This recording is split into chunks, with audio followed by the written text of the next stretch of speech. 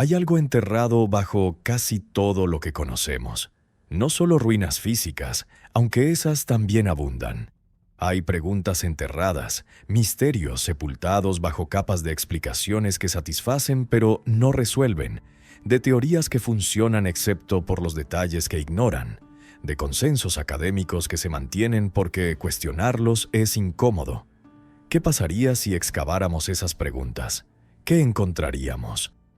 Hoy vamos a viajar por 40 sitios en 5 continentes, 40 lugares donde la arqueología ha encontrado cosas que no encajan cómodamente en la narrativa establecida. Tablillas técnicas sin dioses, sellos con figuras no humanas, cámaras vacías construidas con enorme esfuerzo, mapas de cielos que ya no existen, huellas de pies que caminaron millones de años antes de lo que la ciencia acepta. Piedras tan grandes que las grúas modernas apenas las moverían. Ciudades abandonadas sin razón aparente. Patrones que cruzan continentes como si alguien hubiera coordinado la construcción del mundo antiguo. La explicación convencional para cada uno de estos sitios existe. Siempre hay una explicación convencional. Pero cuando miras todos los sitios juntos, cuando notas los patrones que conectan lugares separados por océanos y milenios, empiezas a preguntarte si las explicaciones individuales no están perdiendo algo más grande. ¿Qué pasaría si el origen de la civilización humana no fuera exclusivamente humano? ¿Qué pasaría si tuviéramos ayuda, instrucción, intervención de fuentes que hemos clasificado como dioses, mitos o imaginación primitiva? No voy a decirte qué pensar. Voy a mostrarte lo que está enterrado, lo que ha sido encontrado, lo que permanece sin explicación satisfactoria. Tú decides qué hacer con la información. Si este tipo de exploración te intriga, te pido que le des me gusta al video, te suscribas al canal y lo compartas con alguien que disfrute cuestionando las narrativas establecidas. Déjame un comentario contándome cuál de estos 40 descubrimientos te parece más significativo. Ahora prepárate para excavar. Las respuestas, si existen, están enterradas. Y nosotros vamos a buscarlas. En los archivos del templo de Enlil en Nippur, centro religioso de la antigua Sumeria, los arqueólogos recuperaron aproximadamente 30.000 tablillas cuneiformes. La mayoría son lo que esperarías de una institución religiosa. Himnos a los dioses, rituales, oraciones, registros de ofrendas. Pero hay un grupo que no encaja en estas categorías. Son tablillas técnicas. Describen procesos de fabricación, procedimientos matemáticos, instrucciones para construcción. Listan materiales necesarios, secuencias de pasos, resultados esperados. Y no mencionan a ningún dios. No hay invocaciones, no hay legitimación divina, no hay el contexto religioso que impregna casi todo lo demás que los sumerios escribían. En una cultura donde prácticamente cada actividad tenía dimensión sagrada, donde los escribas comenzaban sus textos invocando a los dioses de la escritura, donde incluso los contratos comerciales incluían fórmulas religiosas, estos documentos puramente técnicos son anómalos. ¿Por qué ciertos conocimientos se transmitían sin envoltura religiosa? Una posibilidad es que eran tan básicos, tan utilitarios, que no requerían legitimación divina. Las matemáticas funcionan igual con o sin bendición de los dioses. Los procedimientos técnicos producen resultados independientemente de los rituales que los acompañen. Otra posibilidad es que estos conocimientos venían de fuentes diferentes a los dioses del panteón sumerio. Si fueron transmitidos en un contexto técnico, como instrucciones prácticas más que como revelación sagrada, habrían sido preservados así, como información funcional sin la capa religiosa que los templos añadían a las tradiciones que controlaban. Las tablillas técnicas de Nippur son estudiadas principalmente por historiadores de la ciencia y la matemática, no por especialistas en religión mesopotámica. Esta separación académica quizás ha impedido ver conexiones que un enfoque integrado revelaría. Pero las tablillas están allí. en museos de Filadelfia y Bagdad, esperando a que alguien haga las preguntas correctas, esperando a revelar quién transmitió el conocimiento que contienen y por qué lo hizo sin la envoltura divina que era la norma para todo lo demás. Los sellos cilíndricos fueron una de las formas de arte más distintivas de Mesopotamia. Pequeñas piedras grabadas que se rodaban sobre arcilla para crear impresiones, usadas para firmar documentos, marcar propiedad y producir imágenes religiosas. Los museos del mundo contienen miles de ellos, la mayoría mostrando escenas familiares, dioses entronizados, adoradores presentando ofrendas, rituales ceremoniales. Pero los sellos encontrados en Kish, una de las ciudades más antiguas de la región, incluyen ejemplares que no siguen este patrón. Las figuras en estos sellos no están adorando ni recibiendo adoración. Están haciendo algo. Manipulan objetos que no son claramente identificables como símbolos religiosos. Interactúan con lo que parecen ser diagramas, estructuras, dispositivos, y las figuras mismas son diferentes. Tienen proporciones que no corresponden al canon humano de la representación mesopotámica. Cuerpos alargados, cabezas de forma diferente, rasgos que sugieren seres de otra naturaleza. La interpretación académica clasifica estos sellos como representaciones de actividades míticas, pero no puede identificar qué mitos representan. No corresponden a ninguna narrativa conocida, a ningún ritual documentado, a ninguna escena que los textos describan. Los artesanos que tallaron estos sellos representaron algo que consideraron importante. Los sellos cilíndricos eran objetos personales, frecuentemente heredados de generación en generación. Lo que se grababa en ellos no era arbitrario, era significativo para sus dueños. Si algunos dueños eligieron grabar escenas de operaciones técnicas realizadas por seres no humanos, eso dice algo sobre lo que habían visto, lo que les habían contado, lo que querían recordar y transmitir. Los sellos de Kish podrían ser ventanas a una realidad que los escribas de los textos religiosos no documentaron, pero que los artesanos de los sellos consideraron digna de preservar. Saqqara es el cementerio más antiguo y extenso del Egipto faraónico. Durante más de 3000 años, los egipcios enterraron aquí a sus muertos, desde las primeras tumbas de la dinastía Primerus hasta los entierros del período romano. El sitio contiene la pirámide escalonada de Djoser, la primera pirámide de Egipto, y cientos de otras estructuras funerarias. Pero bajo la superficie hay algo que no encaja con la función funeraria del sitio. Cámaras vacías. No tienen inscripciones en las paredes, no tienen sarcófagos, no tienen los elementos funerarios que justificarían su construcción. Son espacios excavados con precisión, terminados con cuidado, y luego aparentemente abandonados. ¿Por qué excavarían los egipcios cámaras tan profundas sin utilizarlas? Las explicaciones convencionales sugieren que fueron preparadas para enterramientos que nunca se realizaron, que los planes cambiaron, que los ocupantes previstos fueron enterrados en otro lugar. Es posible, pero algunas de estas cámaras tienen características que no son típicas de espacios funerarios abandonados. Tienen propiedades acústicas específicas, tienen orientaciones hacia puntos astronómicos particulares. Tienen geometrías que parecen calculadas, no simplemente excavadas. Si estas cámaras nunca estuvieron destinadas a enterramientos, entonces, ¿para qué fueron excavadas? ¿Tenían funciones técnicas que no comprendemos? ¿Eran parte de sistemas que requerían espacios subterráneos precisos? ¿O contenían algo que fue removido dejando solo las cámaras vacías? Las cámaras de Saqqara permanecen sin explicación satisfactoria. Son vacíos en nuestra comprensión tanto como en su contenido físico. Espacios que alguien consideró importantes pero cuyo propósito hemos perdido. Tiwanaku se alza a casi 4000 metros de altura en el altiplano boliviano, una de las ciudades antiguas más elevadas del mundo. Sus ruinas incluyen la famosa Puerta del Sol, el templo de Calasasaya, y grabados en piedra que han fascinado a los investigadores durante más de un siglo. Entre estos grabados hay representaciones del cielo que no corresponden al firmamento actual. Las constelaciones están desplazadas, en posiciones que no coinciden con lo que vemos hoy desde Tiwanaku.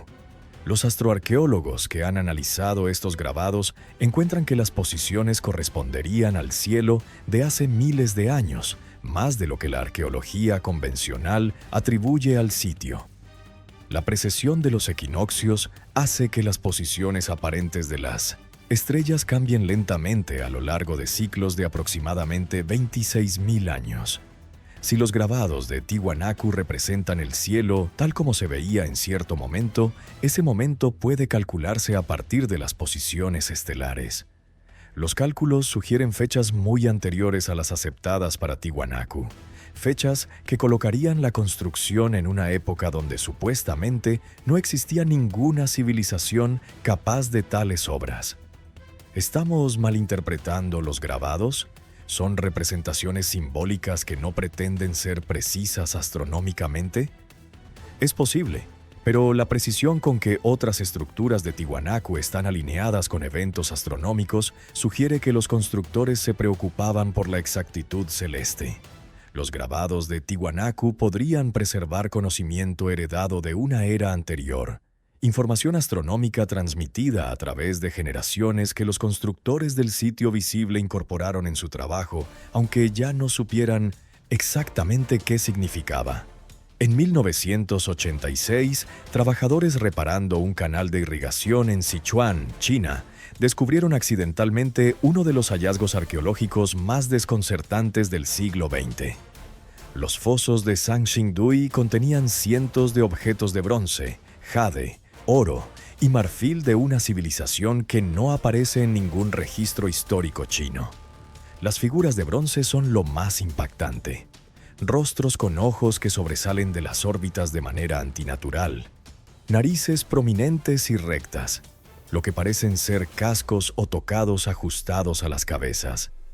Proporciones que no corresponden a la anatomía humana estándar ni a los estilos artísticos conocidos de la China antigua. Hay una estatua de bronce de casi 2,5 metros de altura, la figura de bronce más grande del mundo antiguo.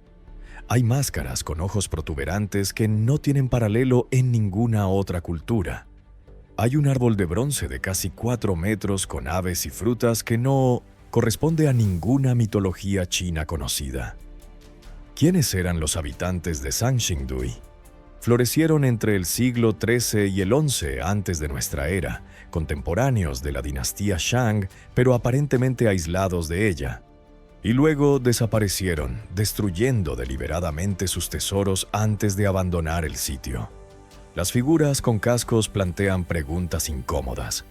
¿A quién representan si sus rasgos no son humanos?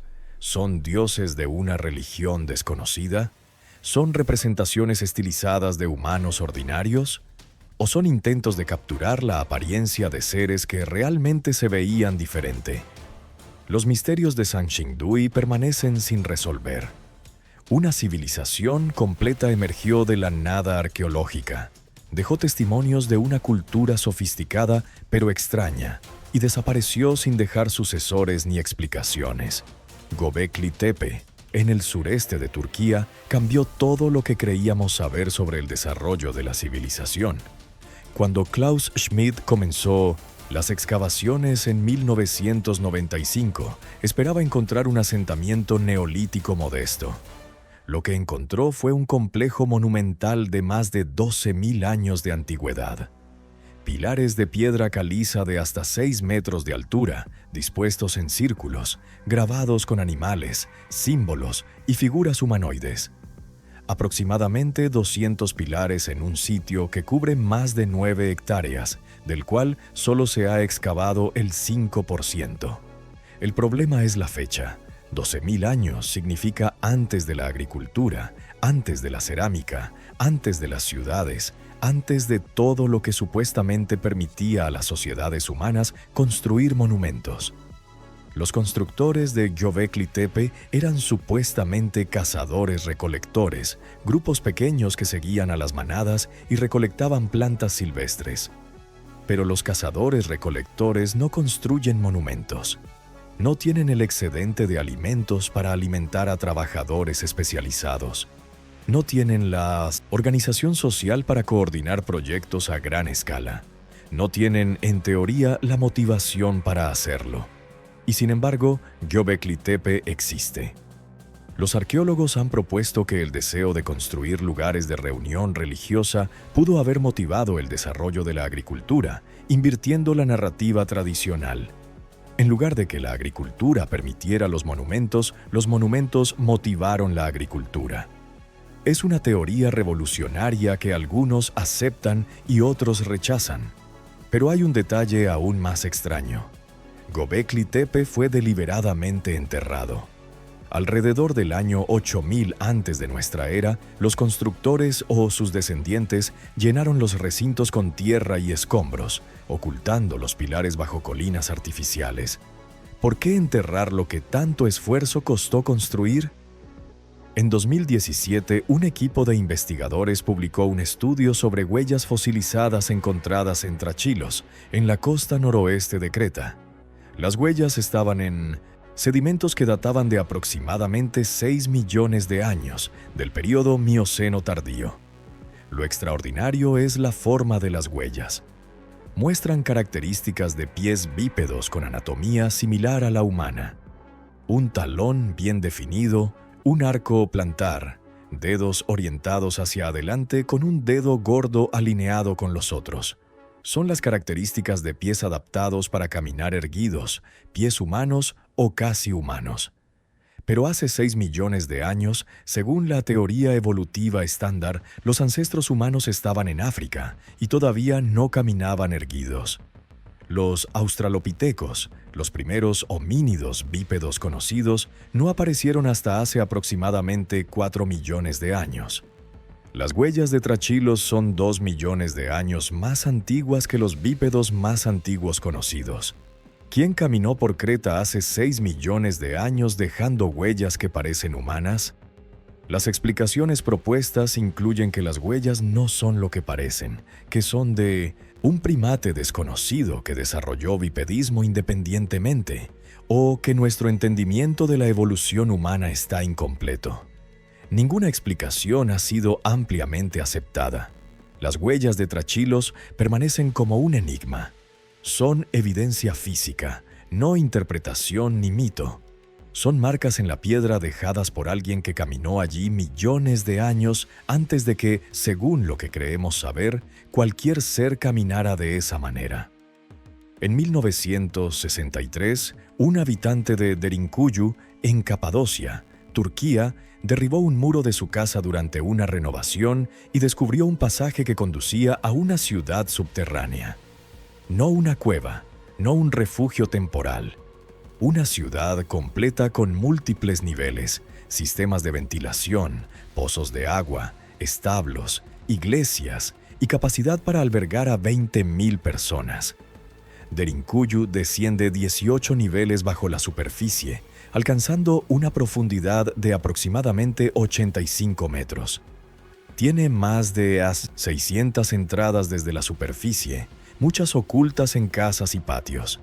Las entradas podían sellarse con enormes puertas de piedra que rodaban desde el interior, imposibles de abrir desde fuera. La construcción se atribuye convencionalmente a los frigios en el siglo VIII antes de nuestra era, con expansiones por los cristianos bizantinos que la usaron para escapar de persecuciones. Pero la datación es incierta.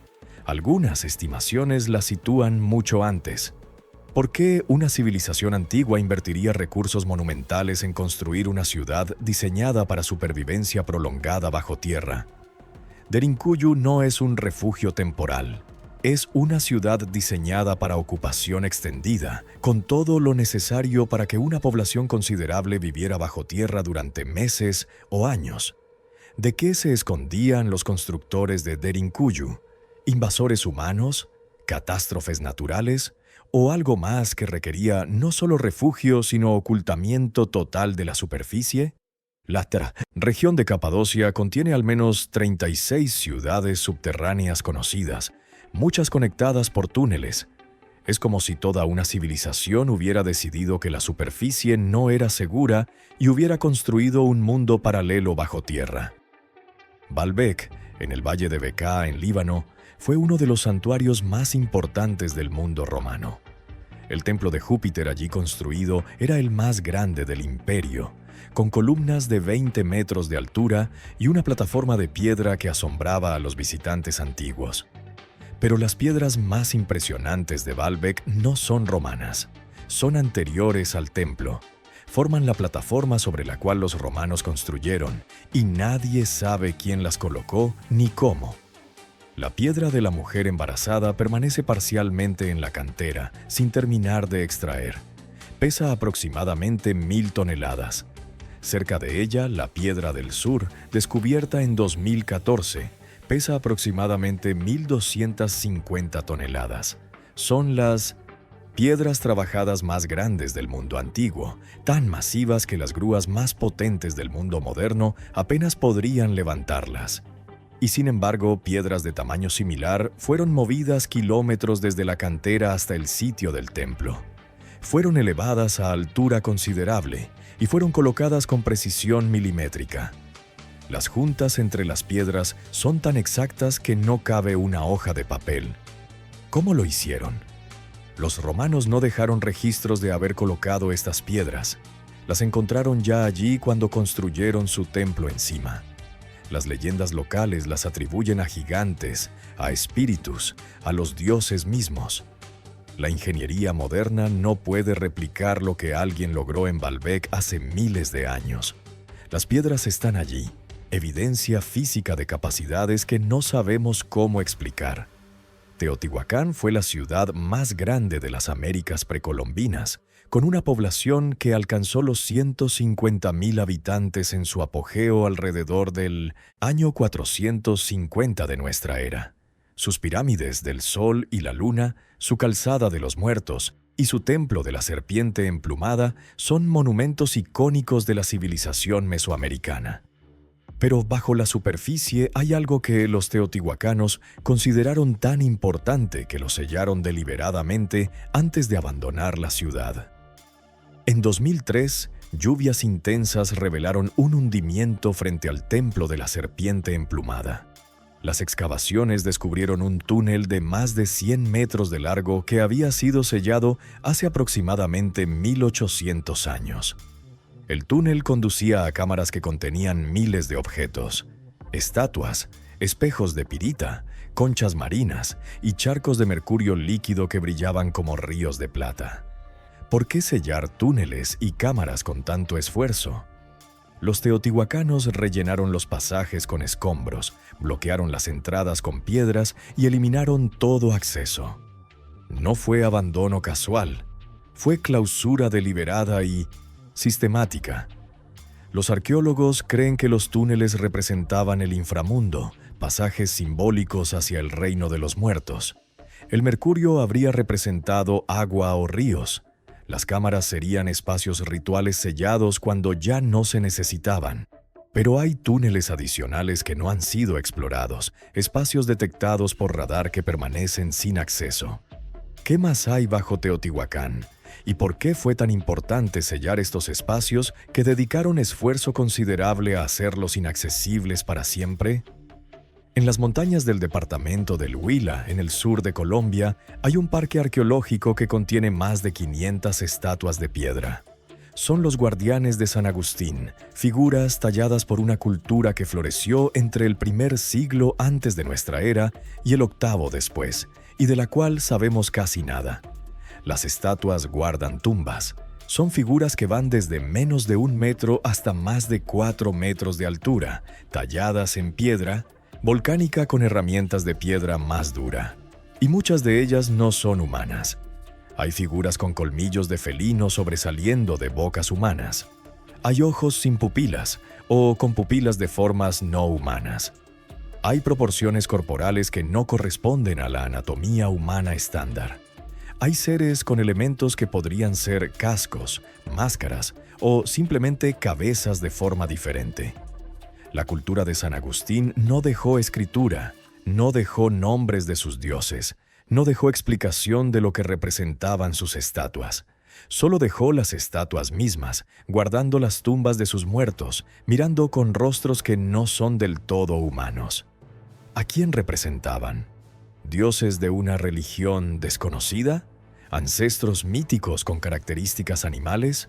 ¿O seres que los escultores de San Agustín creían haber visto, o de los cuales tenían memorias transmitidas? Las estatuas de San Agustín son evidencia de una visión del mundo diferente, de una cosmología que incluía seres que no eran como nosotros.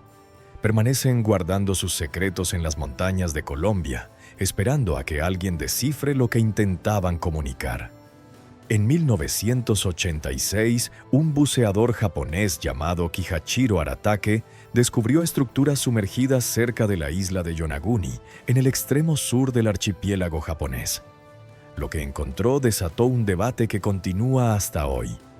Las estructuras incluyen lo que parecen ser escalones, plataformas, muros y pasajes. Hay ángulos rectos, superficies planas y lo que algunos ven como evidencia clara de trabajo humano. Otros ven formaciones naturales que coincidentemente se parecen a construcciones. El debate es crucial porque la ubicación de estas estructuras las coloca bajo el agua desde hace aproximadamente 10.000 años, cuando el nivel del mar subió después de la última glaciación. Si son artificiales, fueron construidas cuando el área estaba sobre el nivel del mar, en una época donde supuestamente no existía ninguna civilización en Japón capaz de tal construcción. Los geólogos señalan que la piedra arenisca de la región se fracturan naturalmente en ángulos rectos, que los procesos erosivos pueden crear superficies planas, que lo que vemos podría ser completamente natural. Es una explicación válida, pero hay detalles que son difíciles de explicar naturalmente. Hay lo que parece ser una cara tallada en la roca. Hay agujeros que podrían ser marcas de herramientas. Hay simetría que excede lo que la erosión normalmente produce. Las estructuras de Yonaguni permanecen en un limbo entre lo natural y lo artificial. Si son naturales, son extraordinariamente regulares. Si son artificiales, representan evidencia de civilización avanzada miles de años antes de lo aceptado. Ninguna conclusión definitiva ha sido alcanzada. Las canteras de Asuán, en el sur de Egipto, fueron la fuente del granito rojo que los egipcios usaron para obeliscos, sarcófagos y elementos arquitectónicos. El granito es una de las piedras más duras, y trabajarlo requiere herramientas capaces de cortarlo y darle forma. Los egipcios supuestamente usaban herramientas de cobre, el metal más duro disponible antes del bronce. Pero el cobre es más blando que el granito. En la escala de dureza de Mohs, el cobre tiene dureza 3, mientras el granito tiene dureza 7. El cobre no puede cortar granito directamente. La explicación convencional propone que los egipcios usaban tubos de cobre con abrasivos de arena o cuarzo, donde el abrasivo hacía el corte real mientras el tubo solo lo guiaba. Es técnicamente posible, pero los núcleos de perforación encontrados en Asuán muestran marcas que no corresponden a esta técnica. Hay espirales en las paredes de los agujeros que indican penetración de varios milímetros por revolución. Los experimentos modernos con la técnica propuesta logran fracciones de milímetro por revolución. El ingeniero Christopher Dunn ha argumentado que las marcas sugieren herramientas de una dureza y potencia que exceden lo que el cobre y el trabajo manual podrían lograr. Propone que los egipcios tenían tecnología más avanzada que se ha perdido. Los egiptólogos convencionales rechazan estas interpretaciones, argumentando que subestimamos las capacidades de los trabajadores antiguos. Es un debate que no se ha resuelto. Lo que sí podemos decir es que alguien cortó granito en Asuán de maneras que son difíciles de replicar hoy. Las herramientas que usaron no se han encontrado. El método exacto permanece desconocido. La civilización del Valle del Indo fue una de las grandes civilizaciones de la Edad del Bronce, contemporánea de Egipto y Mesopotamia. Se extendió sobre un área mayor que cualquiera de ellas, con ciudades planificadas, sistemas de saneamiento avanzados y comercio que llegaba hasta Mesopotamia. Pero nadie ha podido leer su escritura. Los signos del Indo aparecen en miles de sellos, pero los textos son demasiado cortos para permitir descifrado. No sabemos qué idioma hablaban, cómo se llamaban a sí mismos, ni qué decían sus inscripciones. Lo que hace estos signos aún más misteriosos es que algunos son idénticos a signos usados por otras culturas distantes. Hay símbolos del Indo que aparecen en Sumeria, en las islas del Egeo, en lugares que supuestamente no tenían contacto con el subcontinente indio. ¿Cómo pueden culturas separadas por miles de kilómetros usar los mismos símbolos? Una posibilidad es contacto comercial que no dejó otros rastros.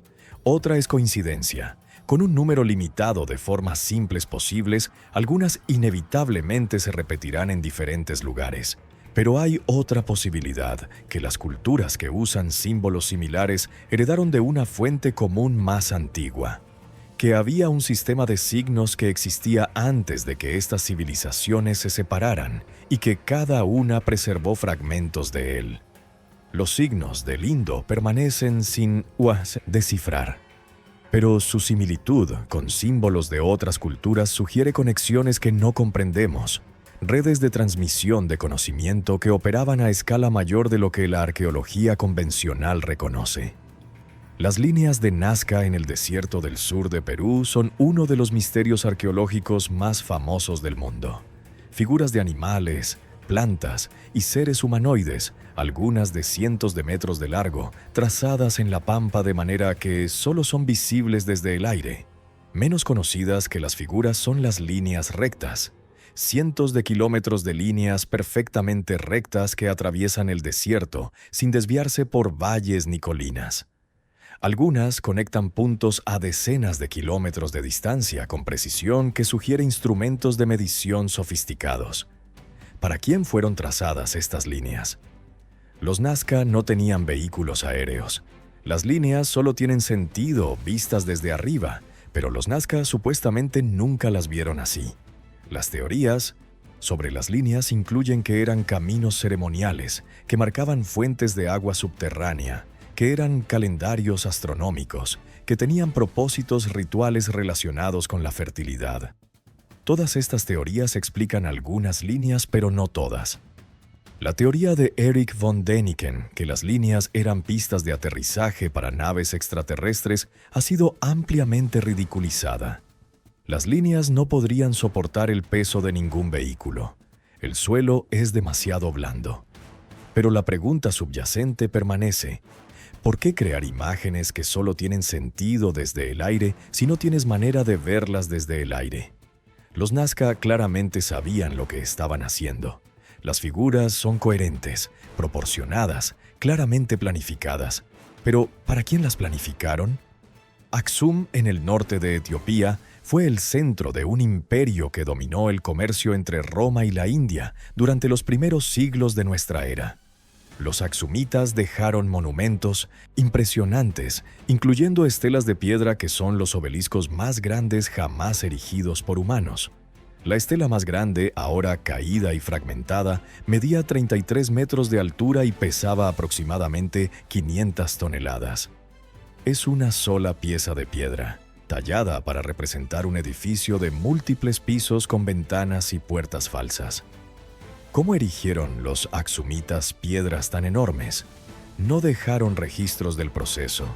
Las técnicas que se proponen, rampas, palancas, contrapesos, tienen dificultades para explicar cómo piedras de este tamaño fueron levantadas verticalmente sin fracturarse. Pero lo más extraño de las estelas de Aksum es que no tienen inscripciones. En una cultura que tenía escritura, que dejó inscripciones en otros monumentos, que documentaba las hazañas de sus reyes, estas estelas gigantes permanecen mudas. ¿Por qué erigir monumentos tan enormes sin dejar mensaje? ¿Qué comunicaban que no requería palabras?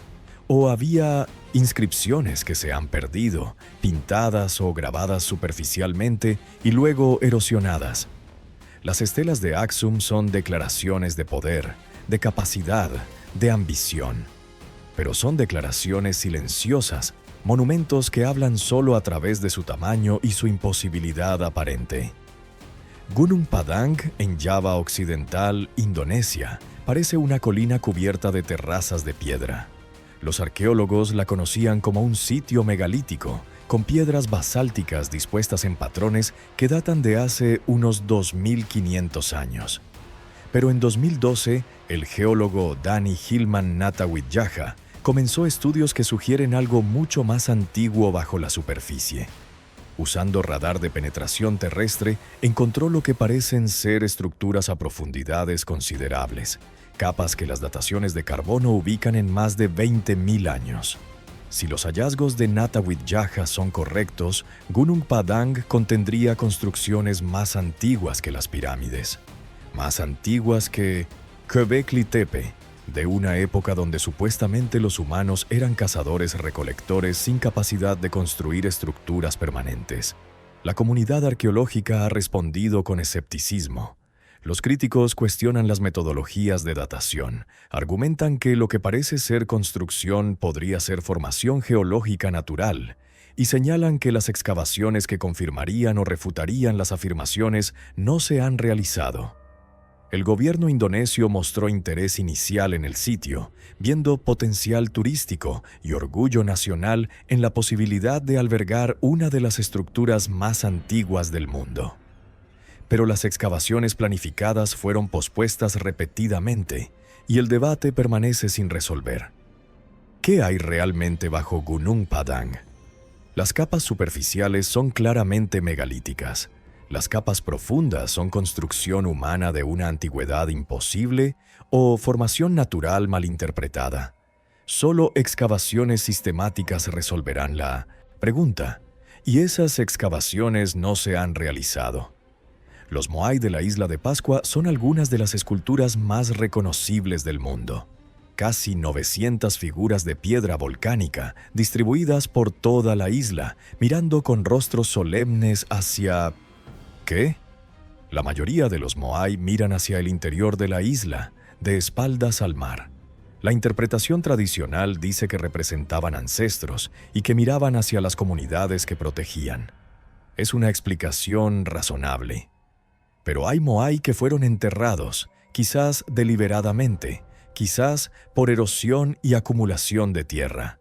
Y hay Moai cuyos ojos, las incrustaciones de coral blanco y obsidiana que les daban vida, apuntan hacia puntos específicos del cielo.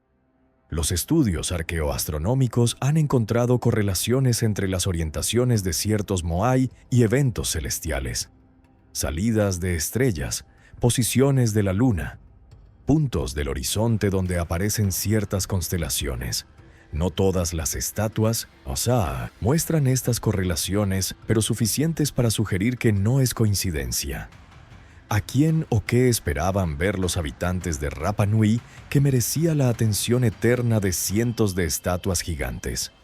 ¿Ancestros que creían residían en las estrellas? ¿Dioses que prometieron regresar? ¿O seres cuya partida recordaban y cuyo retorno esperaban? Los Moai son mudos como las estelas de Aksum. La escritura rongorongo de la isla permanece sin descifrar. Los habitantes originales fueron diezmados por enfermedades y esclavitud en el siglo XIX, llevándose sus secretos. Solo quedan las estatuas, mirando hacia donde sus creadores les ordenaron mirar. Chanquillo, en la costa norte de Perú, contiene el observatorio solar más antiguo conocido de las Américas. 13 torres de piedra, alineadas sobre la cresta de una colina, marcan los puntos del horizonte donde sale el sol a lo largo del año. Observando desde puntos específicos al este y oeste de las torres, el observador podía determinar la fecha del año con precisión de 1 o 2 días. Cada torre correspondía a aproximadamente un mes del calendario solar.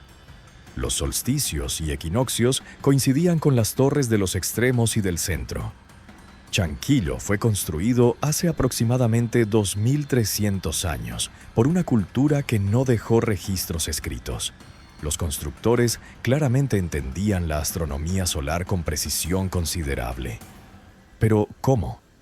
Determinar dónde sale el sol en diferentes fechas requiere observación sistemática durante años o conocimiento previo que permita calcular las posiciones sin observación directa. Los constructores de Chanquillo tuvieron que saber dónde colocar las torres antes de construirlas. No podían ajustar después. ¿Desarrollaron este conocimiento a través de generaciones de observación que no dejaron rastro? ¿O heredaron información astronómica de fuentes anteriores que les permitieron construir un observatorio funcional sin el periodo de prueba y error que esperaríamos? Chanquillo funciona perfectamente. Las torres marcan los puntos correctos del horizonte. Alguien, hace más de 2000 años, supo exactamente dónde colocarlas para que funcionaran. Mohenjo-Daro, en el actual Pakistán, fue una de las ciudades más sofisticadas del mundo antiguo. Calles en cuadrícula perfecta, casas con baños privados conectados a un sistema de alcantarillado público, estructuras de varios pisos, graneros centralizados y una población que pudo haber alcanzado 40.000 habitantes en su apogeo. La civilización del Valle del Indo, de la cual Mohenjo-Daro era parte, floreció durante aproximadamente 700 años, desde el 2600 hasta el 1900 antes de nuestra era. Y luego colapsó. Pero colapso implica destrucción, y en Mohenjo-Daro no hay evidencia clara de destrucción. No hay capas de ceniza que indiquen incendios. No hay murallas derribadas que indiquen asedio. No hay campos de batalla con restos de combatientes. La ciudad simplemente fue abandonada. Los esqueletos encontrados en Mohenjo-Daro son notablemente pocos para una ciudad de su tamaño, aproximadamente 40. Encontrados en posiciones que sugieren muerte súbita más que enterramiento ordenado. ¿Qué mató a estas personas? ¿Y dónde están los demás? Las teorías incluyen invasión, aunque no hay evidencia de invasores. Incluyen epidemia, aunque no hay evidencia de enfermedad. Incluyen cambio climático, que es posible pero no explica la ausencia de transición gradual. Incluyen cambio del curso del río Indo, que habría hecho la ciudad inhabitable. Ninguna teoría es completamente satisfactoria.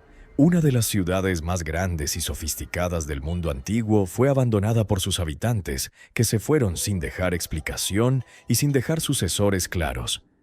El éxodo de Mohenjo-Daro permanece sin explicación. Bajo la ciudad colonial de Cusco, capital del antiguo imperio inca, hay un mundo que pocos han visto.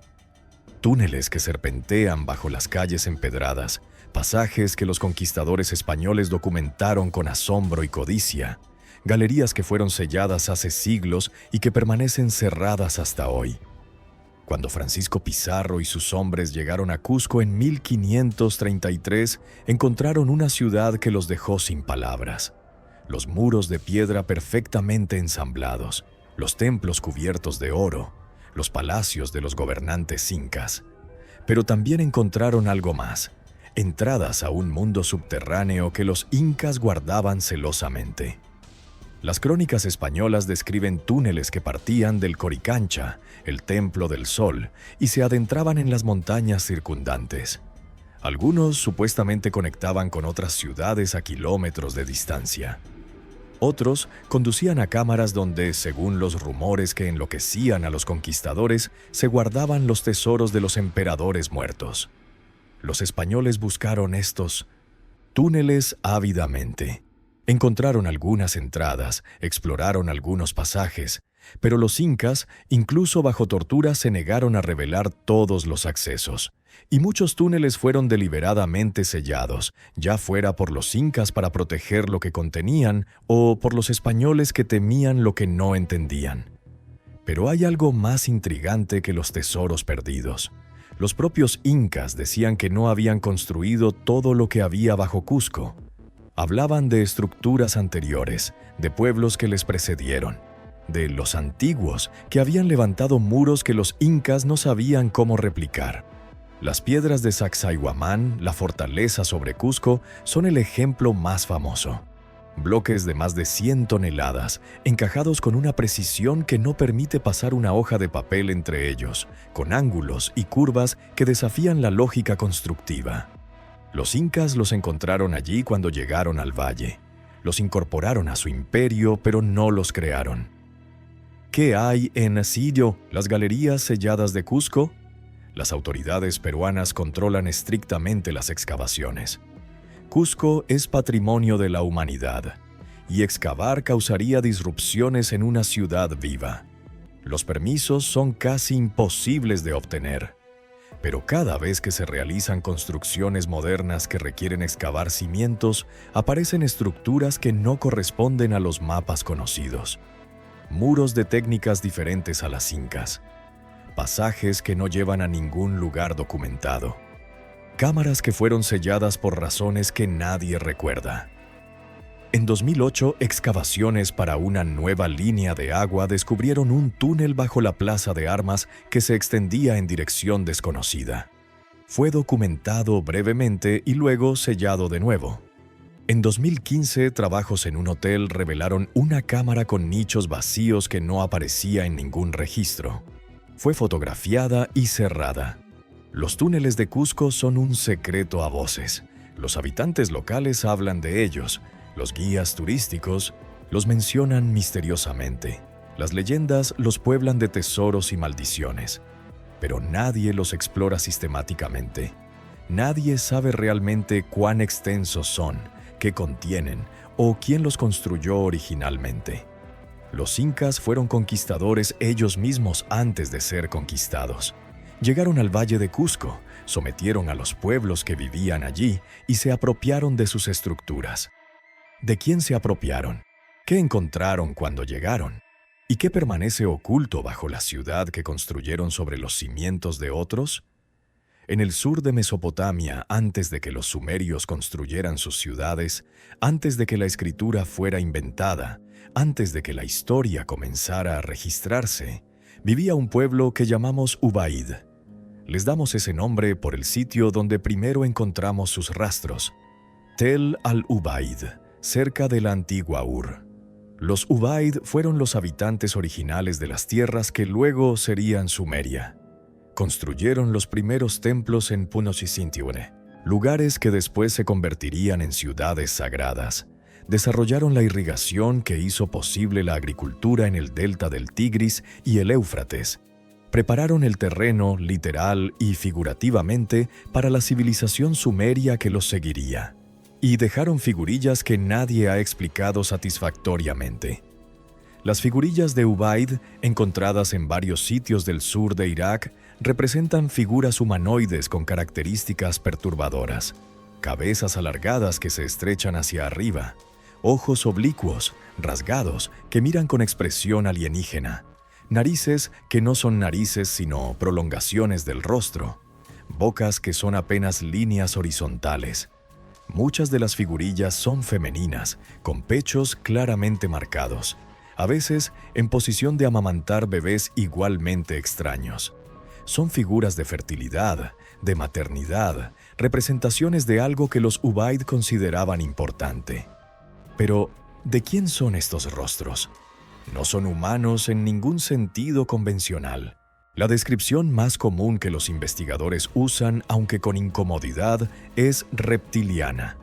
Los ojos, la forma de la cabeza, la ausencia de características mamíferas reconocibles sugieren algo más parecido a un lagarto que a una persona.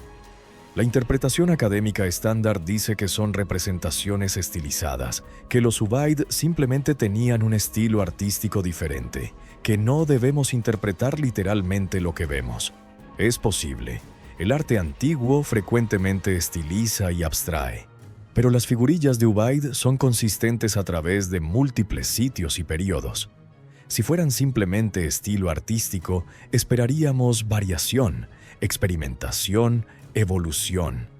En cambio, vemos el mismo tipo de figuras repetidas una y otra vez, como si representaran algo específico que los artesanos intentaban capturar fielmente. ¿A quién representaban los Ubaid con estas figurillas?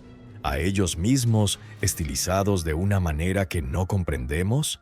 ¿A dioses de una religión que precedió a los dioses sumerios? ¿O a seres que habían visto, o de los cuales tenían memoria transmitida, que no eran como ellos? Los Ubaid desaparecieron absorbidos por la cultura sumeria que emergió de sus fundamentos. Sus templos se convirtieron en los cimientos de templos sumerios. Sus prácticas se transformaron en rituales sumerios. Su identidad se perdió en la de sus sucesores. Pero las figurillas permanecen. Rostros que no son humanos, mirando desde el pasado más remoto de la civilización, guardando secretos que quizás nunca revelarán. Durante décadas, la Amazonía fue considerada un infierno verde, un ecosistema tan hostil que nunca pudo albergar civilizaciones complejas.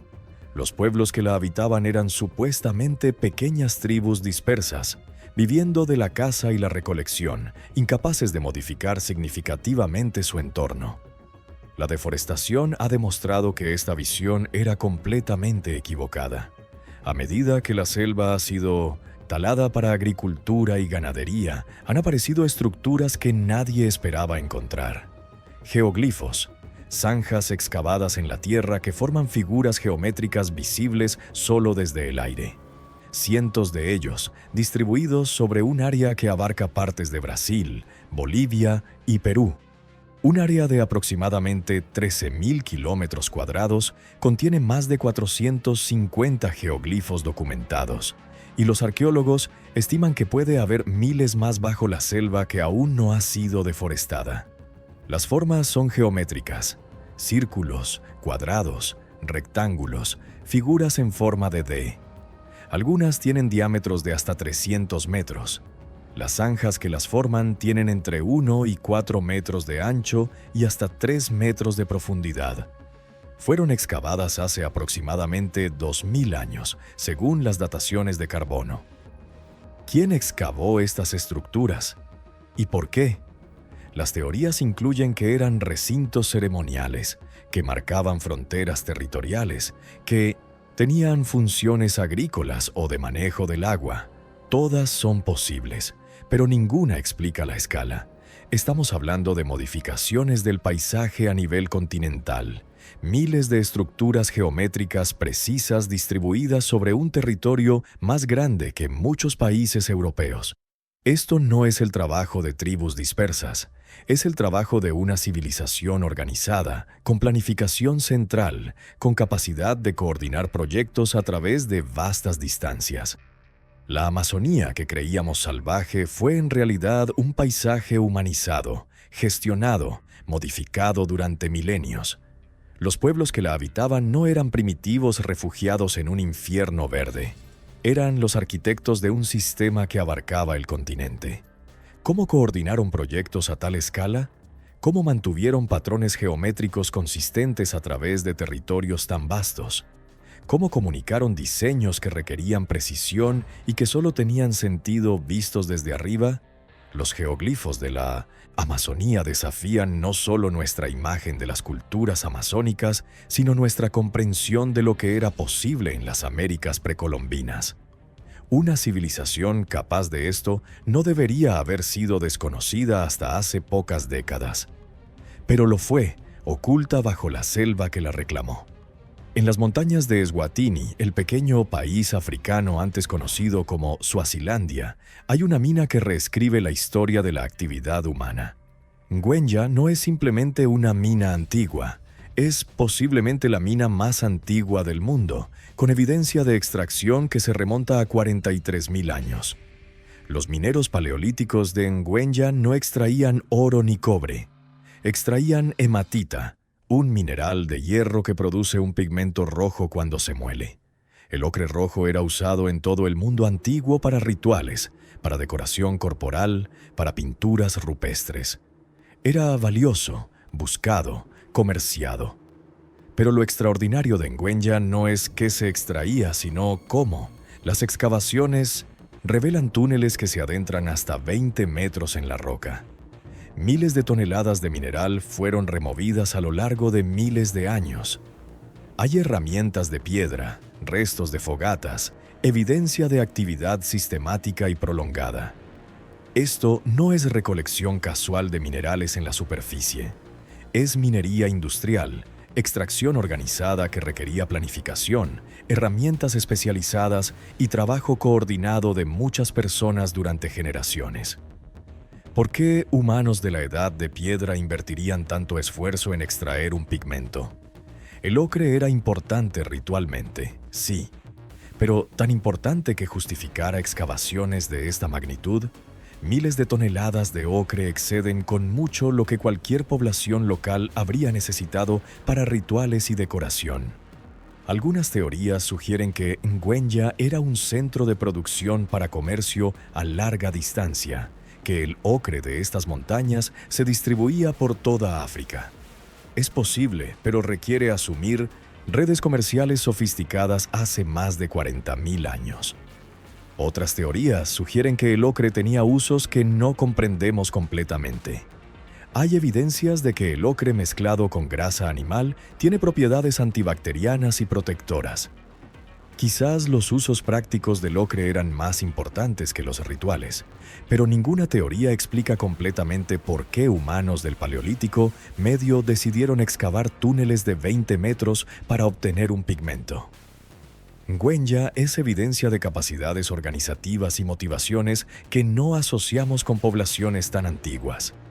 Caral, en el valle de Supe, al norte de Lima, es la ciudad más antigua de las Américas.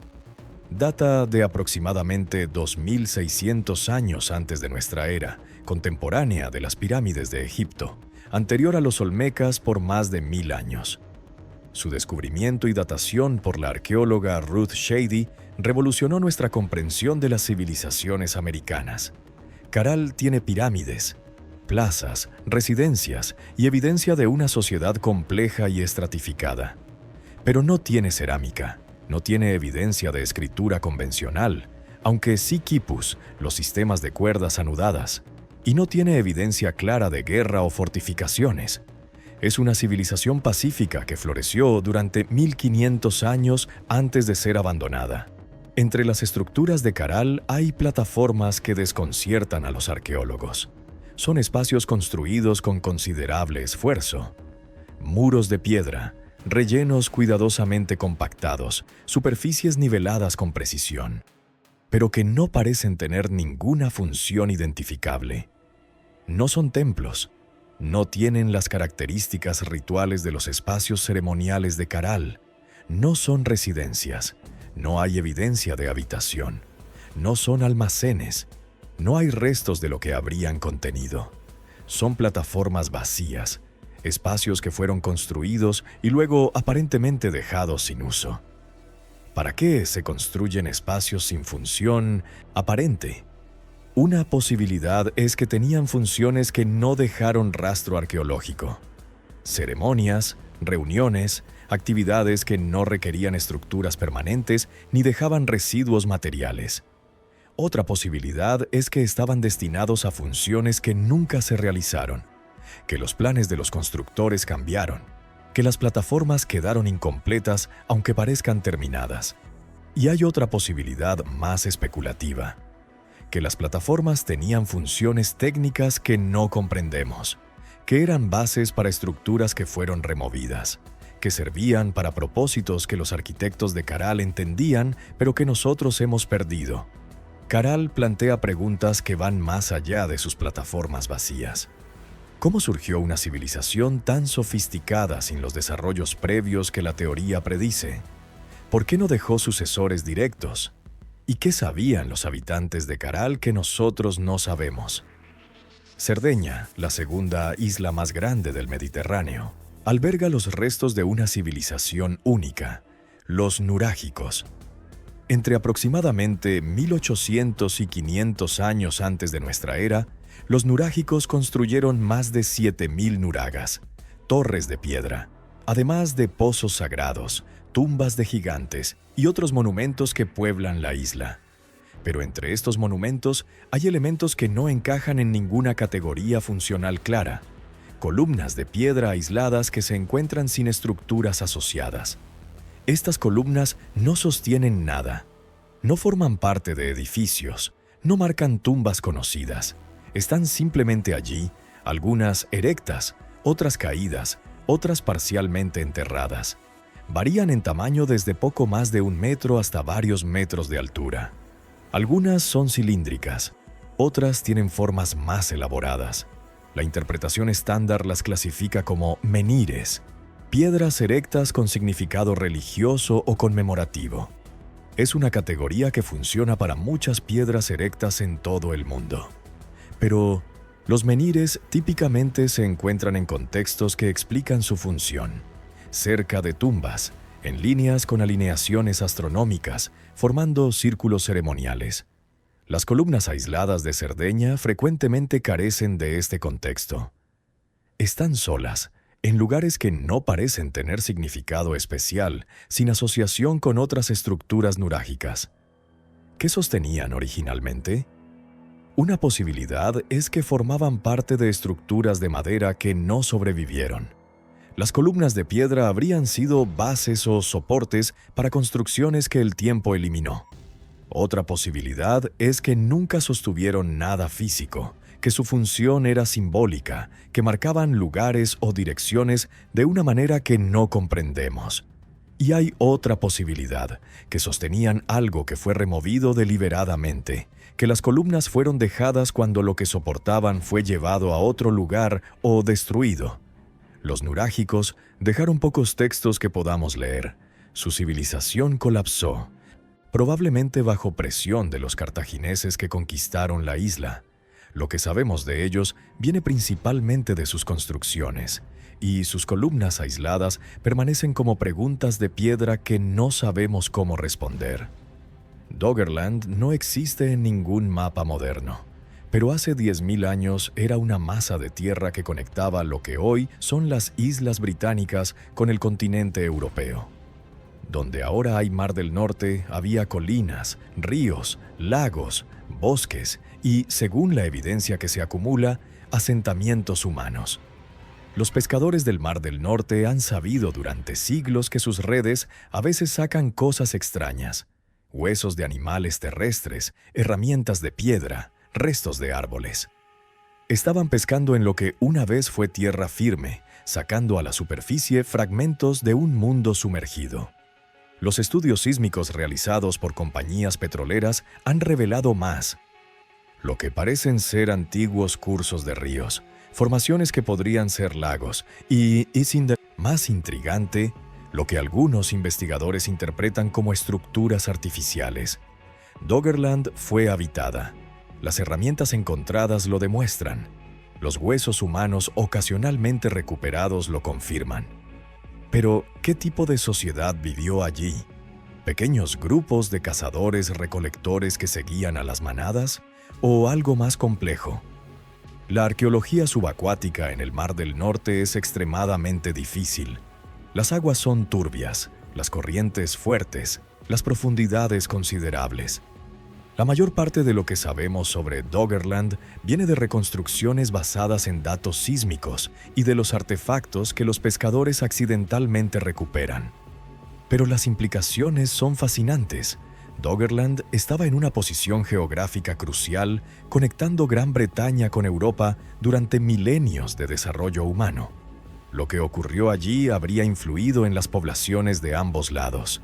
Y todo fue borrado cuando el nivel del mar subió después de la última glaciación. ¿Qué conocimientos se perdieron cuando las aguas cubrieron Doggerland? ¿Qué desarrollos culturales quedaron sumergidos? ¿Qué conexiones entre poblaciones fueron cortadas para siempre?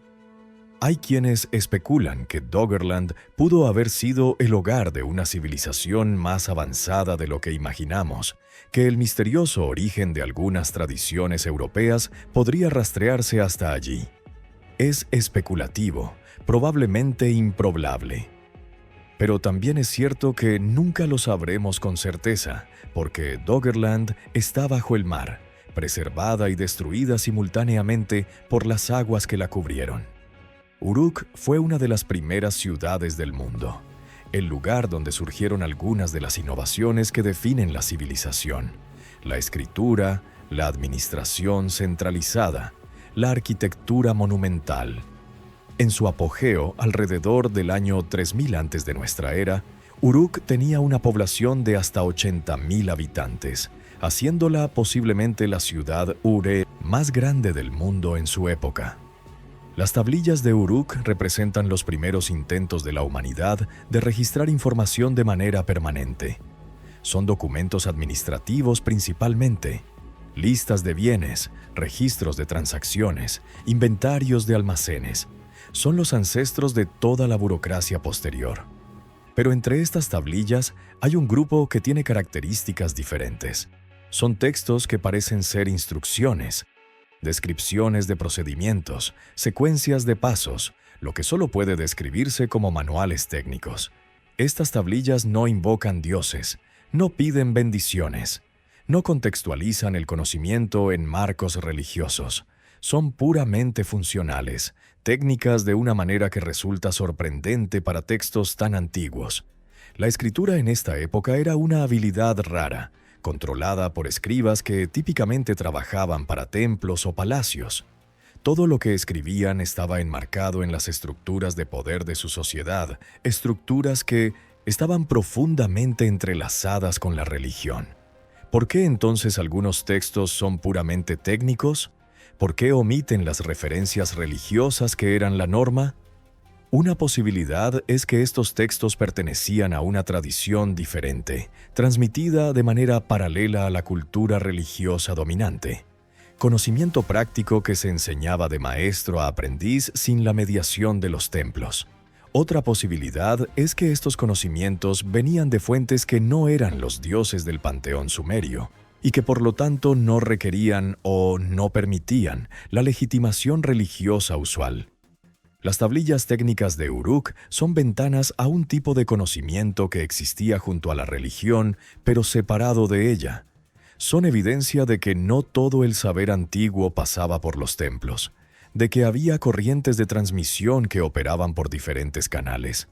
A 3 kilómetros de Stonehenge hay un sitio que durante mucho tiempo fue ignorado en favor de su famoso vecino.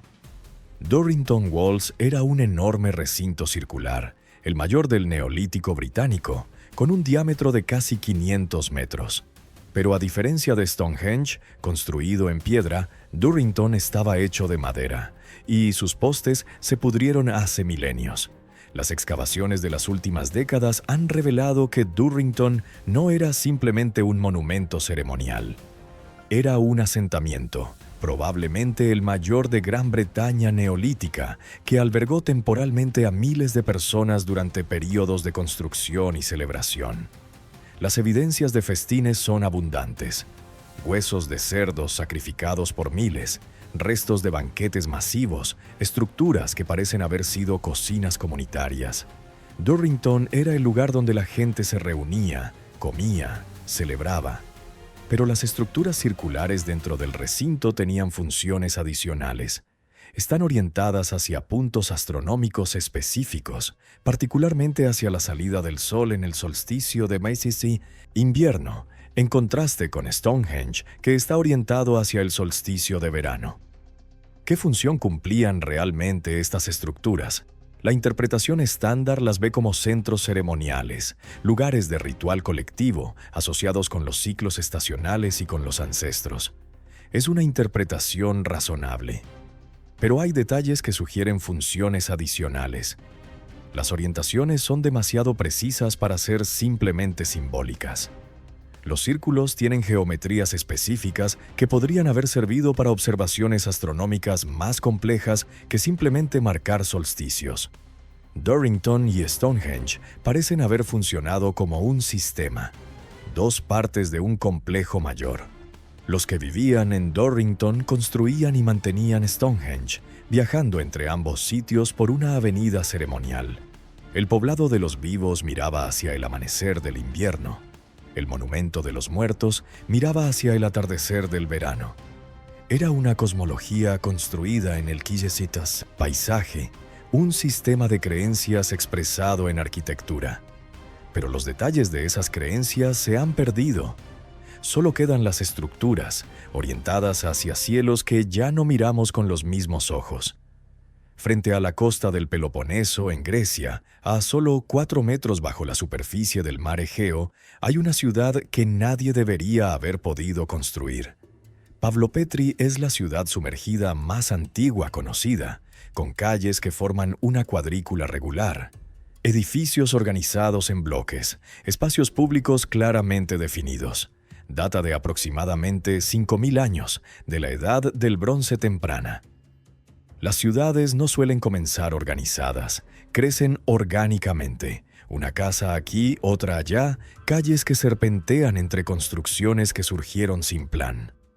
La planificación urbana es un desarrollo posterior, el resultado de siglos de experiencia con los problemas que las ciudades no planificadas generan. Pero Pavlo Petri parece haber sido planificada desde el principio. Su cuadrícula es intencional, no accidental.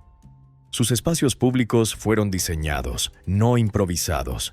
Es urbanismo sofisticado en una época que supuestamente no lo tenía. ¿Cómo lograron planificación urbana tan temprana? Una posibilidad es que Pavlo Petri no fue la primera ciudad de sus constructores, que ya tenían experiencia de proyectos anteriores que no conocemos. Las habilidades de planificación no surgen de la nada, se desarrollan con la práctica. Otra posibilidad es que heredaron conocimientos de planificación de fuentes anteriores, que alguien les había enseñado cómo organizar una ciudad antes de que construyeran esta. Pavlo Petri fue destruida, probablemente por un terremoto, alrededor del año 1000 antes de nuestra era. Nunca fue reconstruida, simplemente se hundió y fue olvidada. Su redescubrimiento en 1967 reveló una ciudad preservada por el mar que la reclamó, una cápsula del tiempo de la Edad del Bronce. Pero las preguntas que plantea van más allá de su preservación. ¿Cómo sabían sus constructores organizar una ciudad cuando, supuestamente, nadie había hecho algo así antes? ¿De dónde venía el conocimiento que aplicaron? Pavlo Petri sugiere que había más desarrollo urbano temprano del que conocemos, más experimentación, más transmisión de conocimientos de lo que la arqueología ha documentado. Abidos fue uno de los sitios más sagrados del antiguo Egipto, el lugar donde supuestamente estaba enterrada la cabeza de Osiris, el dios de los muertos. Durante más de 3000 años, los egipcios viajaron en peregrinación a Abidos, construyeron templos allí y desearon ser enterrados cerca del dios que prometía resurrección. Las excavaciones en Abidos han revelado capas de construcción que se remontan a las primeras dinastías. Hay tumbas de los primeros reyes de Egipto. Hay templos de todas las épocas. Hay estructuras cuya función todavía se debate. Y hay cámaras que fueron construidas sin acceso. El radar de penetración terrestre y otras tecnologías no invasivas han detectado espacios bajo las estructuras conocidas de Abidos. Cámaras que no tienen pasillos de entrada, que fueron selladas durante la construcción, que nunca estuvieron destinadas a ser accesibles después de completadas. ¿Qué se pretendía aislar tan completamente del mundo exterior? Las teorías incluyen que estas cámaras contenían objetos sagrados que no debían ser perturbados jamás, que eran tumbas simbólicas para dioses o espíritus que no tenían cuerpos físicos, que formaban parte de sistemas rituales que requerían espacios permanentemente cerrados. Pero ninguna teoría puede verificarse porque las cámaras no han sido abiertas. Abrirlas requeriría destruir las estructuras que las rodean, y las autoridades egipcias no lo permiten. Los espacios detectados permanecen inaccesibles, secretos guardados por piedra que nadie se atreve a romper. ¿Qué contienen las cámaras selladas de cintos Abidos? Quizás nada más que aire antiguo, espacios que cumplieron su función simbólica simplemente por existir, cerrados para siempre. Quizás objetos rituales que los egipcios consideraron demasiado sagrados o demasiado peligrosos para dejar accesibles. Quizás respuestas a preguntas que ni siquiera sabemos formular. Las cámaras de Abidos son recordatorios de que hay partes del pasado que eligieron ocultarse de nosotros. Secretos que fueron deliberadamente sellados por quienes los guardaban. Val Camonica en los Alpes italianos contiene la mayor concentración de petroglifos prehistóricos de Europa. Más de 300.000 grabados distribuidos a lo largo de 70 kilómetros del valle. Los grabados abarcan más de 8.000 años, desde el final de la última glaciación hasta la conquista romana. Los petroglifos muestran la vida de los pueblos que habitaron el valle. Escenas de caza, de agricultura, de guerra. Hay animales, herramientas, mapas, representaciones de casas y carros. Son un registro visual de milenios de existencia humana en los Alpes, pero entre estos grabados hay figuras que los investigadores no pueden identificar. Seres con halos o coronas radiantes alrededor de sus cabezas. Figuras que sostienen objetos que no corresponden a ninguna herramienta conocida. Escenas que no parecen representar ninguna actividad cotidiana identificable. Las figuras radiantes son particularmente intrigantes. Algunas tienen círculos de líneas emanando de sus cabezas, como rayos de sol o como halos religiosos. Pero el arte paleocristiano de los halos vino milenios después. Los grabadores de Valcamonica no tenían esa tradición. ¿Qué representaban estas figuras radiantes? ¿Dioses del sol? ¿Seres sobrenaturales? ¿O algo que los grabadores habían visto, o de lo que tenían memoria, que brillaba de manera que no podían explicar de otra forma? Los grabados de Valcamonica fueron producidos por muchas culturas diferentes a lo largo de miles de años. Pero las figuras misteriosas aparecen en múltiples períodos, como si la tradición de representarlas se transmitiera de generación en generación, de cultura en cultura. ¿Qué veían los habitantes de Valcamonica que nosotros no podemos ver? ¿Qué conocían que nosotros hemos olvidado? Los grabados permanecen en las rocas del valle, esperando a que alguien descifre lo que sus creadores intentaban comunicar. La tecnología LIDAR ha revolucionado la arqueología de las selvas tropicales. Usando pulsos de láser disparados desde aviones, los investigadores pueden ver a través del dosel de la selva y mapear el terreno debajo. Y lo que han encontrado bajo la selva del Petén, en Guatemala, ha cambiado todo lo que creíamos saber sobre los mayas. Donde creíamos que había selva virgen, había ciudades. Donde pensábamos que vivían poblaciones dispersas, vivieron millones. Y conectando todo, una red de caminos elevados que los mayas llamaban sacbés. Los sacbés del Petén son extraordinarios por su rectitud. Corren perfectamente rectos durante kilómetros, ignorando el terreno, atravesando pantanos y colinas sin desviarse. Construir caminos rectos es más difícil que construir caminos que siguen el terreno natural. Requiere más trabajo, más planificación, más recursos. ¿Por qué insistieron los mayas en la rectitud perfecta? Los caminos funcionales pueden curvar. De hecho, curvar es más eficiente en muchos casos. Los romanos construyeron caminos rectos porque facilitaban el movimiento militar rápido. Pero los mayas no tenían ejércitos al estilo romano. Su guerra era diferente. Las teorías incluyen que los sacbés tenían significado ceremonial, que la rectitud era simbólicamente importante, que conectar dos puntos con una línea recta tenía poder mágico o religioso.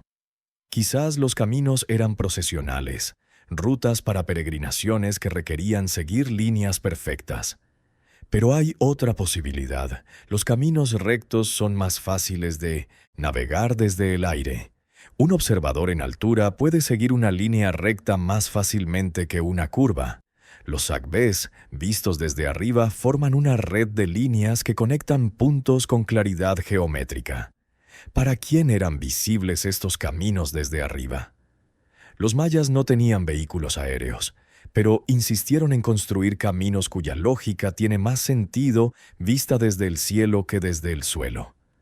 Angkor Wat es el edificio religioso más grande del mundo, una montaña artificial de piedra construida en el siglo XII para honrar al dios hindú Vishnu. Pero Angkor Wat es solo el elemento más famoso de un complejo mucho mayor que se extendía sobre más de 1000 kilómetros cuadrados, conteniendo cientos de templos, embalses y ciudades. Los constructores de Angkor eran obsesivos con las orientaciones astronómicas.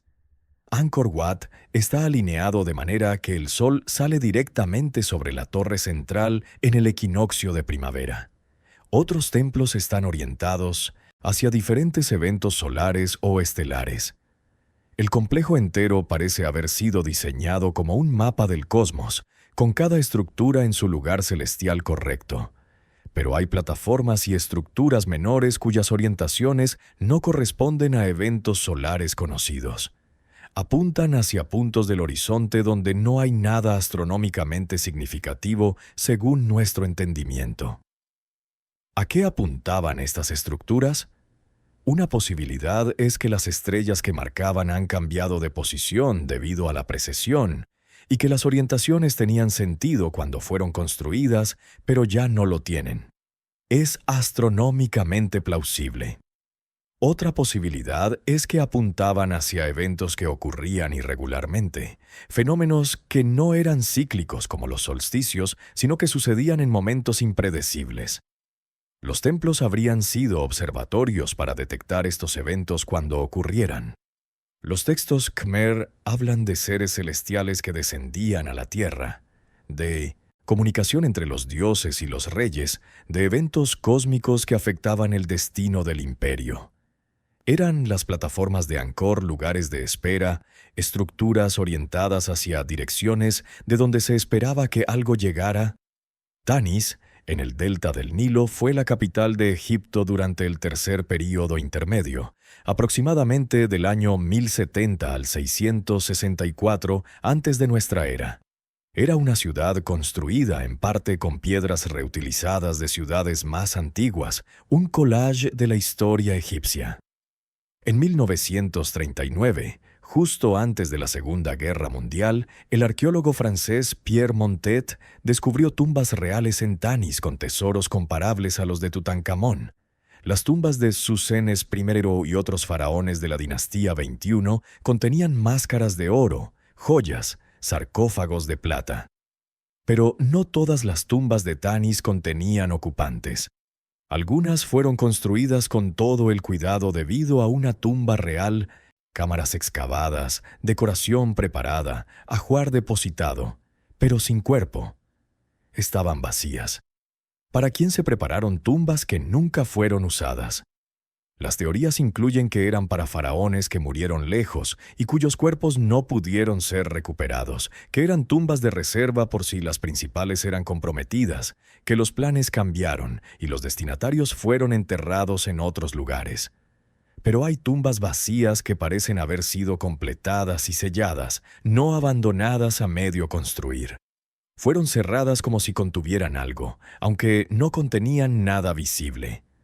¿Eran tumbas para personas que nunca murieron, al menos no de manera que dejara cuerpo? ¿Eran monumentos funerarios para seres que no tenían forma física que enterrar? ¿O contenían algo que fue removido dejando las cámaras aparentemente vacías? Las tumbas vacías de Tanis son un misterio menor en la vasta historia de Egipto.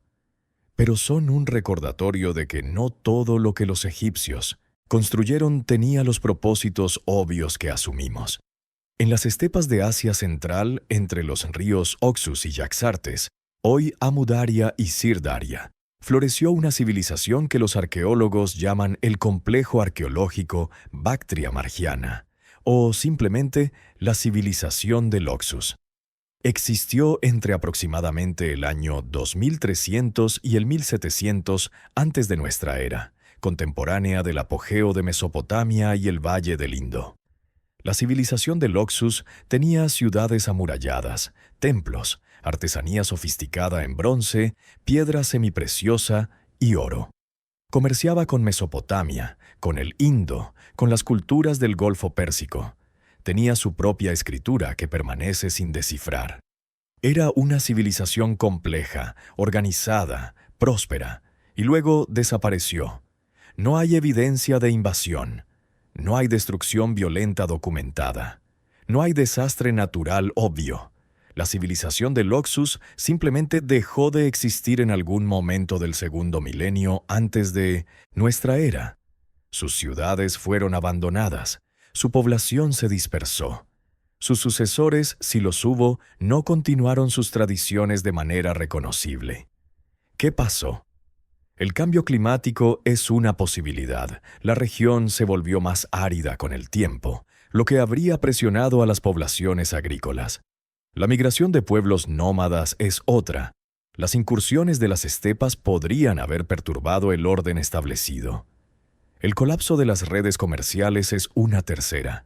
Si el comercio con Mesopotamia y el Indo declinó, la prosperidad de la civilización habría sufrido. Pero ninguna de estas explicaciones es completamente satisfactoria.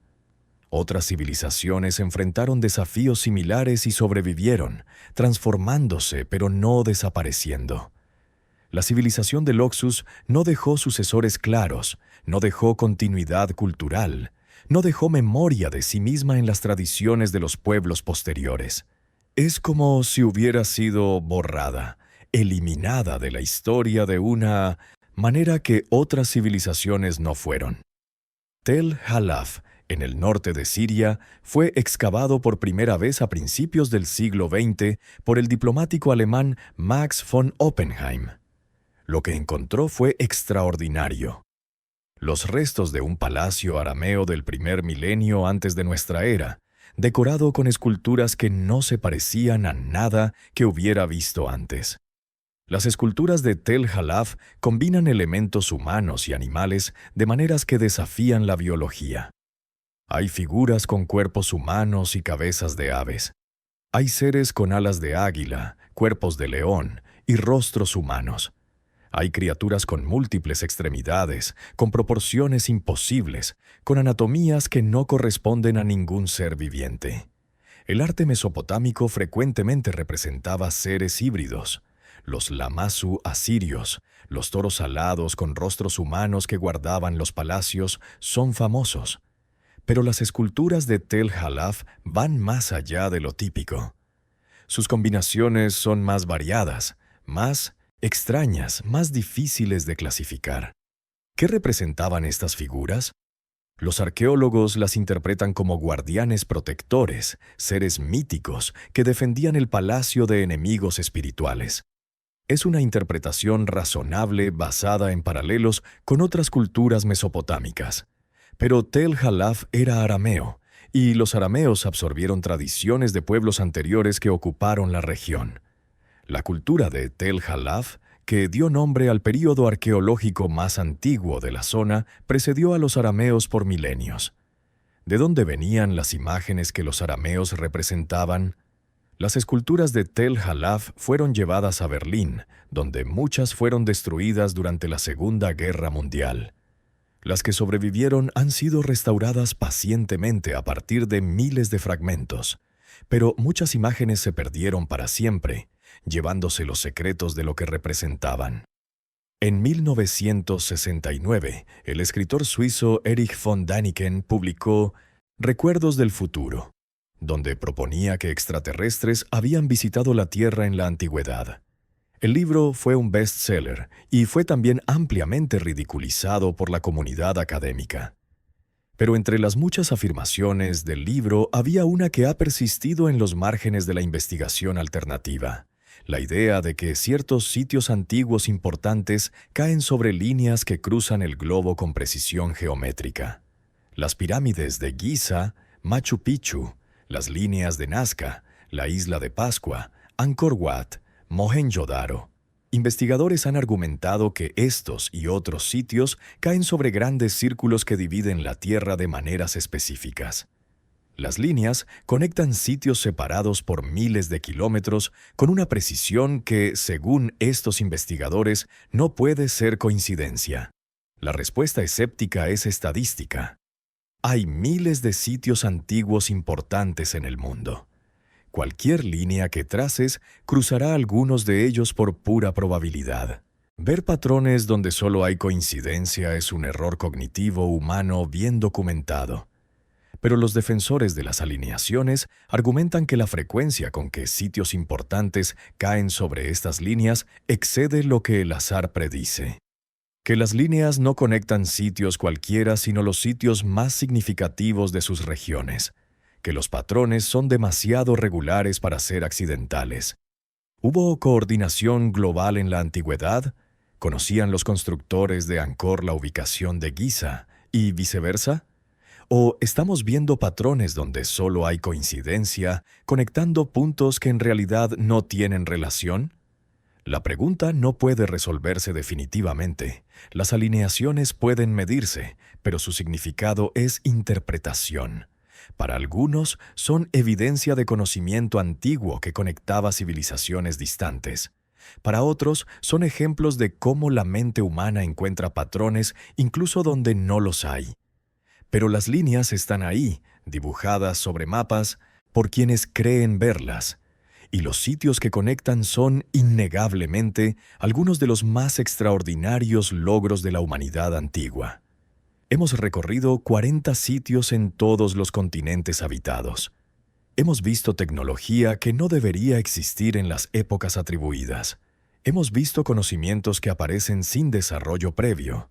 Hemos visto patrones que cruzan culturas separadas por océanos y milenios. Hemos visto estructuras que desafían las capacidades que atribuimos a sus constructores. La explicación convencional para cada uno de estos sitios existe. Siempre hay una explicación convencional. Los humanos antiguos fueron más capaces de lo que les atribuimos. La tecnología se desarrolló en periodos que no dejaron registro. Las coincidencias ocurren. Las dataciones pueden estar equivocadas. La interpretación de los artefactos puede ser errónea. Todas estas explicaciones son posibles.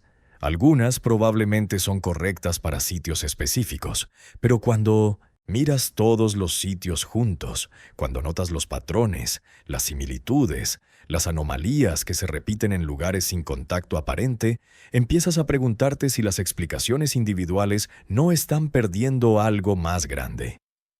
Los textos más antiguos de la humanidad dicen que tuvimos ayuda. Los sumerios dicen que los Anunnaki les enseñaron. Los egipcios hablan de los instructores luminosos de los tiempos primordiales. Las culturas de todo el mundo tienen memorias de seres que vinieron, enseñaron y partieron. La ciencia moderna clasifica estas historias como mitología, como proyecciones de la psicología humana, como explicaciones primitivas para fenómenos que no comprendían. Es una clasificación razonable, pero ¿y si los textos preservan memoria real? ¿Y si hubo presencias que intervinieron en el desarrollo humano? ¿Y si los 40 sitios que hemos visitado son evidencia física de esa intervención, rastros dejados por quien quiera que nos ayudó a dar los primeros pasos hacia la civilización? No puedo probar que esto sea cierto. Nadie puede. Pero tampoco puedo probar que sea falso. La evidencia es ambigua, interpretable en múltiples direcciones. La única certeza es que hay preguntas sin respuesta, misterios sin resolver, evidencia que no encaja cómodamente en ninguna narrativa. Y así llegamos al final de nuestro viaje por 40 sitios que plantean preguntas sobre los orígenes de la civilización humana. Desde las tablillas técnicas de Nippur hasta las alineaciones intercontinentales, desde las huellas de Trachilos hasta las ciudades abandonadas de Mohenjo-Daro, hemos visto evidencia de conocimientos, capacidades y patrones que no encajan cómodamente en la narrativa establecida. No he propuesto respuestas definitivas porque no las tengo. Nadie las tiene. Lo que he intentado hacer es mostrar lo que está enterrado, no solo físicamente, bajo capas de tierra y siglos de olvido, sino intelectualmente, bajo capas de explicaciones que satisfacen pero no resuelven. Hay algo extraordinario en el pasado humano. Los sitios que hemos visitado lo demuestran. Alguien construyó Göbekli Tepe 12.000 años atrás. Alguien movió las piedras de Baalbek. Alguien trazó las líneas de Nazca para observadores que supuestamente no existían. Alguien dejó huellas en Creta millones de años antes de que supuestamente camináramos erguidos. ¿Fuimos nosotros solos o tuvimos ayuda? Los constructores de estos sitios merecen nuestro respeto, quien quiera que fueran. Crearon maravillas que todavía nos asombran. Dejaron evidencia que todavía estudiamos. Plantearon preguntas que todavía intentamos responder. No sé si algún día tendremos respuestas definitivas. Quizás el pasado guarda sus secretos demasiado bien. Quizás la evidencia crucial se ha perdido. Quizás nunca sabremos con certeza quiénes fueron los constructores, de dónde vinieron y a dónde fueron. Pero la búsqueda vale la pena. Las preguntas valen la pena. La curiosidad que nos lleva a excavar, a estudiar, a cuestionar, es lo más humano que tenemos. Gracias por acompañarme en este viaje. Si te ha hecho pensar, si te ha dejado con preguntas, si te ha inspirado a mirar más de cerca la evidencia del pasado, dale me gusta al video, suscríbete al canal y compártelo con alguien que también disfrute explorando los límites de lo conocido. Porque hay mucho enterrado todavía, y cada excavación, cada descubrimiento, cada pregunta que nos atrevemos a hacer nos acerca un poco más a la verdad sobre quiénes somos y de dónde venimos. Hasta el próximo misterio.